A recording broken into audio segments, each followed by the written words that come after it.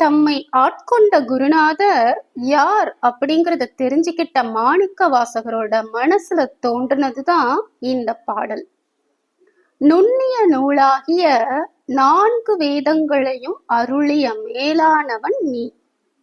ஆனா நான் நாயை விட இழிந்தவன் என்று உனக்கு தெரிந்தும் நான் உன் அன்பன் என்று சொல்கிறேனே, அதுக்காக என்னை வந்து ஆட்கொண்டாயா?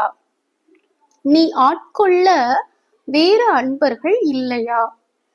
பேய்குணம் கொண்டு திரியும் என்னை நீ ஆட்கொண்டது உன்னோட பெருந்தன்மைதான். வேறு அன்பர்கள் இல்லாததுனால நீ இப்படி செய்யல. நிறைய அன்பர்கள் இருக்காங்க. ஆனாலும் நீ என்னை ஆட்கொண்டது உன்னோட பெரும் கருணையினாலதான்.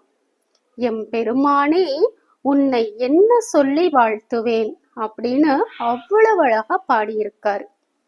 இந்த பாடல்ல இறைவனோட பெருமையையும் உயிர்களது சிறுமையையும் கூறியிருக்காரு மாணிக்கவாசகர். இதைத்தான் ஆய நான் மறையவனும் நீயே ஆதல் அறிந்து யான் யாவரினும் கடையனாய நாயினேனன் ஆதலையும் நோக்கி கண்டும் நாதனே, நான் உனக்கோர் அன்பன் என்பேன் ஆயினேனன் ஆதலால் ஆண்டு கொண்டாய்.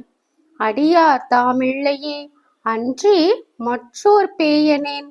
இதுதான் என் பெருமையன்றே, எம்பெருமான் என் சொல்லி பேசுகேனே அப்படின்னு அவ்வளவு அழகா பாடியிருக்காரு. நாளை அடுத்த பதிவில் பார்ப்போம். ஓம் நம சிவாய.